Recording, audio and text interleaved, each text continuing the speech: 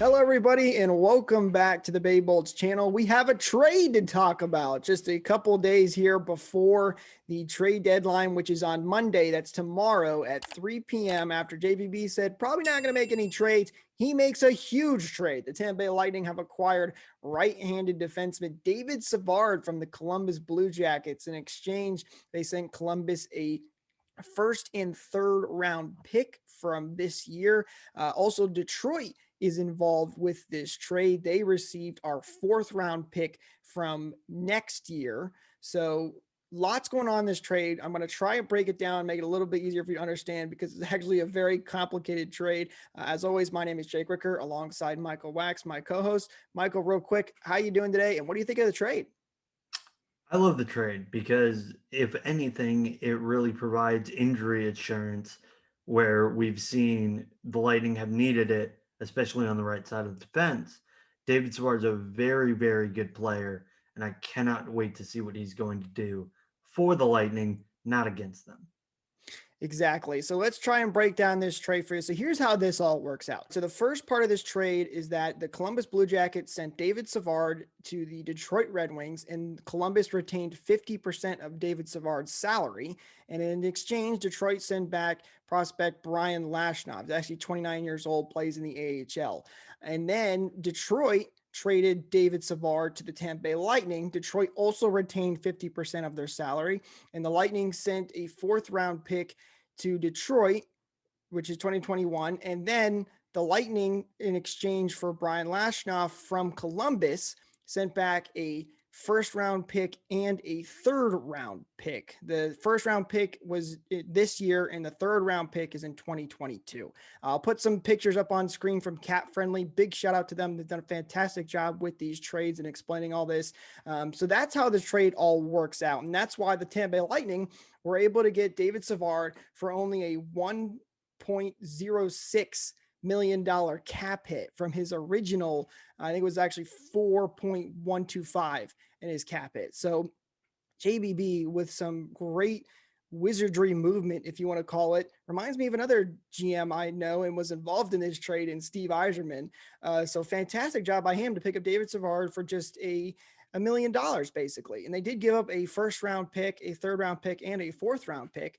But Michael, let's be honest, the Lightning very rarely use their first round picks as of late. And we saw in last year at the trade deadline when the Lightning gave up 2 first round picks for Blake Coleman and Barclay Goodrow, and it paid off in spades. So you know what? If the Tampa Bay Lightning are able to win another Stanley Cup this year, heck, I would have given up 3 first round picks. Yeah, exactly. And you mentioned Steve Eisman. Big props to him for actually getting involved in the trade. They only have to retain salary on an expiring contract, and they get an extra pick in those rounds that Eisman is so good at drafting in. But you're exactly right. They don't need the first round pick because honestly, we suck at drafting in the first round. Since 2009, the Lightning have drafted over, I think it's over 11 players in the first round. Only 2 of them are in the organization. Their names are Andre Vasilevsky, which, is a pretty big name, and Cal Foote. Those are the only 2 guys. A lot of them are out of the league by now. Some of them are with other teams. It really depends. It really seems like they do a poor job of drafting in the first round. That being said, this is going to sound a little strange. If there was any pick that I would say, man, I wouldn't have got rid of that pick, it would probably be the third rounder because they're so good at drafting in the third round. And they need those picks if the Lightning start to fall off in a couple of years because you can't expect this to last forever. I'm sorry. But again, like you mentioned, if we could give 3, 4 first round picks for basically a guaranteed cup win, I think that every fan in the world would do that. They would mortgage the future to make sure that the Lightning win the Stanley Cup because we saw what happens when you don't add at the trade deadline in 2019. Funny enough, David Savard was on that 2019 Blue Jackets team, and now he joins the Tampa Bay Lightning. And another thing too to keep in mind too, draft picks, as you mentioned, like the ones we've taken in the first round, don't always pan out. David Savard is a proven defenseman. No, he's not a big scorer. He's not on the score sheet all the time, but he's a really good defensive defenseman, kind of like Ryan McDonough almost. He's really good at blocking shots, can help out the Lightning probably on the penalty kill as well. So he's a very solid pickup. And most importantly, as you mentioned earlier, gives the Lightning some depth on that right side. So just to give you an idea of how this is going to work out with cap space, the Lightning seriously have no cap space. Currently, as it sits right now, they have $608,000 of cap room because of long-term injured reserve. They have now 5 players on LTIR in Nikita Kucherov, Anders Nielsen, and then Marian Gabrick. I apologize, I mispronounced that name. And then Mitchell Stevens and Jan Ruda are both on long-term injured reserve as well. The Mitchell Stevens is on a conditioning assignment right now and actually should be back very soon. So the way this works, and I'll put up this tweet from Cap Friendly. They say, after placing Ruda on long-term injured reserve and acquiring Savard, Tampa Bay has $608,000 remaining on their long-term injured reserve salary pool. However, they will have 7 defensemen, meaning if Ruda is ready to go to return before May 8th, they can assign Thomas back to the AHL, Ben Thomas, giving them 1.3 million, which is enough to activate Ruda with just $8,000 to spare. So the Lightning are way up against the cap, right on the wall. So again, if the Lightning are going to make more moves come trade deadline, Johnson or Kohler have to go. I don't think there's any other way that they can make this work. I don't know how this all works with Mitchell Stevens coming back, but that's for JBB to figure out and not us to worry about right now. But they will have to move some things around again to make that all work. Some quotes here from David Savard himself. He said he couldn't be more excited to come join Tampa Bay and play for a cup. That's all you dream of as a player, to have that chance. We're super excited to have David Savard with us. And then Michael, JBB said the reality is he didn't expect to be able to pull this off, but he felt Savard was the best fit that they needed, and he felt he owed it to the team to give them the best chance to win a cup. Yeah, this is their reward for doing so well this season. Every year when a team performs well, they expect that their GM will reward them come trade deadline. And it's a little bit more difficult for the Lightning this year because they've got such little cap room. I thought that their trade deadline reward would come in the playoffs when Nikita Kucherov is ready to go. Well, it looks like JBB decided that he would take it down to the literal ones of thousands to try and get these Lightning players, someone new, to really improve the team.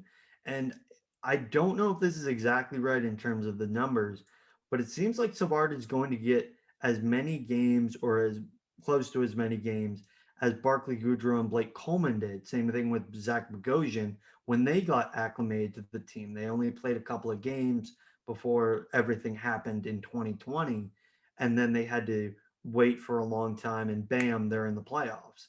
Well, this is a new schedule. David Savard, he's probably going to play with them for a couple of games.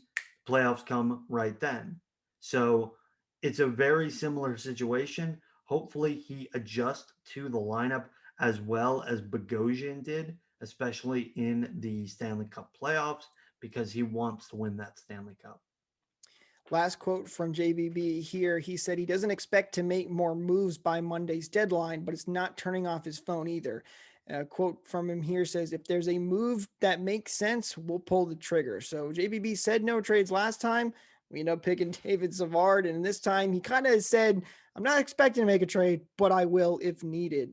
So we'll have to keep our eye out on that. Obviously, we'll have you guys covered if a trade goes down.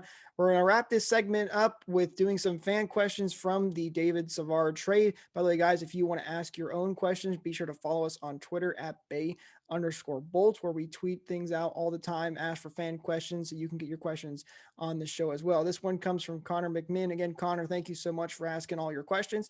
He says, where does Savard fit with this lineup? Who does he pair with, and who falls out of the lineup for Savard? Mike, I'll let you take this one first. Yeah, until Jan Ruda comes back, I fully expect Savard to pair with Victor Hedman. After that, I'm not necessarily sure because you got a right side of the defense of Jan Ruda, Eric Chernak, David Savard, and Cal Foot, who's now your extra.